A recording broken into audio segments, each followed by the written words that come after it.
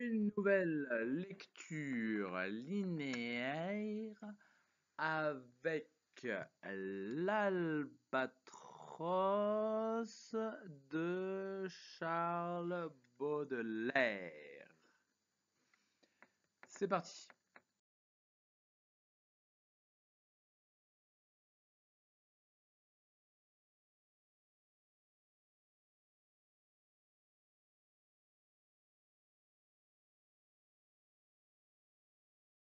Introduction. L'auteur. Baudelaire, c'est un poète. L'auteur, c'est un poète, un critique d'art, un journaliste, un essayiste, un traducteur de Poe notamment. C'est un des poètes les plus importants du XIXe siècle. L'œuvre, c'est Les Fleurs du Mal. C'est un recueil de poèmes qui a valu à l'auteur un procès pour outrage aux bonnes mœurs. Baudelaire a dû payer une amende et retirer les poèmes incriminés. Quand on lit ce premier poème, on comprend mieux l'atmosphère de scandale qui entoure le recueil. La présentation du poème. C'est le deuxième poème de Spleen et Idéal, de la section Spleen et Idéal du recueil Les Fleurs du Mal. C'est un rajout de 1861. On peut se demander si c'est une anecdote vécue, hein, est-ce que Baudelaire a vraiment vu cet albatros torturé, ou en même temps, Baudelaire il expose sa conception de la place du poète dans le monde.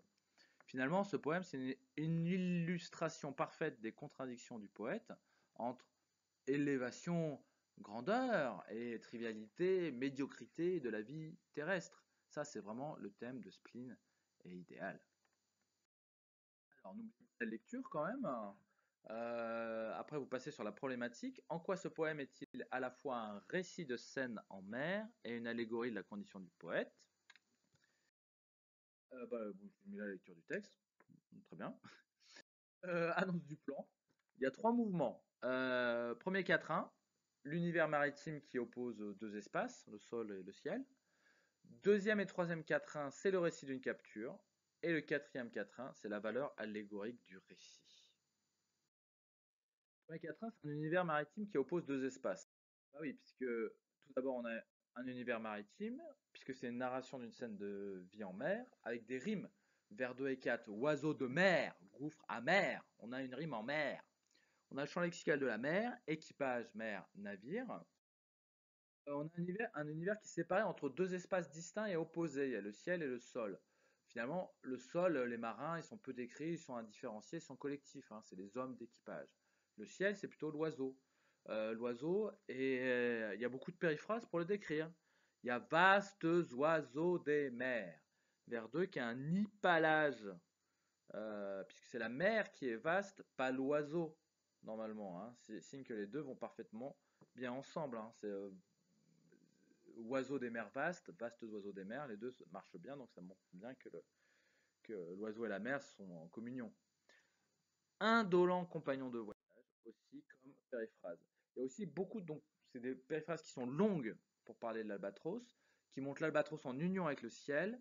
L'harmonie est soulignée par l'hypalage et les sonorités, notamment allitération en z, vastes oiseaux des mers, avec les assonances de voyelles et des voyelles nasales, indolent compagnon, et les allitérations en vœux, vers 2-4, vastes oiseaux des mers qui suivent, indolent compagnon de voyage, le navire. Finalement, l'albatros glisse dans le ciel, dans un univers ouvert et liquide, hein. Indolent, ça veut dire tranquille et paresseux, je rappelle, hein. Transition, donc finalement des tensions entre le monde des marins et l'albatros, deux univers qui sont en conflit et qui aboutissent à la chute de l'oiseau. Ici, d'une capture, c'est le quatrain 2 et 3. Boum, on a un resserrement spatial qui est au deuxième quatrain, puisqu'au premier quatrain, on a l'albatros qui suit le navire. Deuxième quatrain, boum, l'albatros est sur les planches. On a un passage d'un plan large, le ciel, à un plan rapproché, le sol. On a un resserrement immédiat, un adverbe de temps, à peine, avec des planches, qui est une synecdoque, la partie pour le tout, n'est-ce pas, pour le pont du navire, et le sol. On a un vers qui s'étire, une allitération en E qui montre l'albatros comme pris dans de la glu. On te laisse piteusement ailes blanches. On a l'impression d'un monde grossier et limité qui est enfermé sur le navire. On a aussi une torture physique et morale, ça c'est le troisième quatrain. On a une torture physique avec le bec brûlé, au vers 11, avec des sonorités dures. L'un agace son bec avec un brûle-gueule, avec beaucoup d'allitération en gueux, beu. On a une torture morale avec les moqueries soulignées par les moqueries soulignées par les moqueries soulignées par les moqueries soulignées par les moqueries par les phrases exclamatives vers 9, 10 et 12. Euh, les marins sont actifs avec des verbes d'action. L'albatros est passif. Hein, on a un verbe d'état et aussi laisse. Un jeu d'opposition, d'antithèse qui mettent en valeur les deux états de l'albatros. D'un côté, l'albatros libre, roi de l'azur, voyageur ailé, naguère si beau. Et quand il est capturé, on a des périphrases qui sont beaucoup moins positives. Maladroit et honteux, gauche et veule, comique et laid. On a une alliance de deux adjectifs dépréciatifs, péjoratifs. Donc c'est vraiment le bel albatros est devenu vraiment plus grand chose. L'infirme-volant est aussi un oxymore, pour montrer effectivement à quel point il est mutilé, il n'arrive plus à voler. Le retournement, et là, l'albatros devient complètement pitoyable. Et finalement, c'est le quatrième et dernier quatrain, c'est un récit allégorique. On passe du récit au symbole, puisque dans le quatrième quatrain, on a l'analogie entre le poète et l'albatros. C'est la clé du poème. Si on n'avait pas ça, on aurait juste une histoire d'albatros torturé. Mais là, on a vraiment l'idée que albatros égale poète. Tout le sens change, ça devient allégorique de la condition du poète. Bah oui, on a une identification albatros et poète. On passe de des albatros au début à l'albatros avec un article défini singulier. On a une singularité, solitude et l'exemplarité. Donc du coup, l'albatros et le poète se ressemblent un peu. On a des multiples personnifications de l'oiseau, roi, prince, voyageur. Tout ça, c'est pas un animal, c'est des gens, ça. C'est des personnifications. On a un motif de l'aile commun au poète et à l'albatros, puisque le poète a des ailes de géant, qui est une anacolute, puisque c'est exilé sur le sol, ces ailes de géant. Si on regarde grammaticalement, c'est pas euh, correct, mais justement, Baudelaire met une anacolute pour mettre du dynamisme.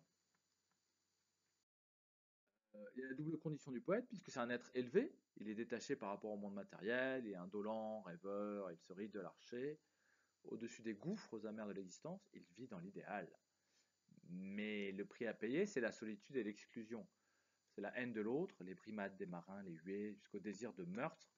L'archer, finalement, un archer, c'est quelqu'un qui tue les oiseaux. Le poète ne peut pas vivre dans le monde médiocre des hommes. Son génie devient une tare, un défaut, un vice. Le poète retombe dans le spleen, la mélancolie.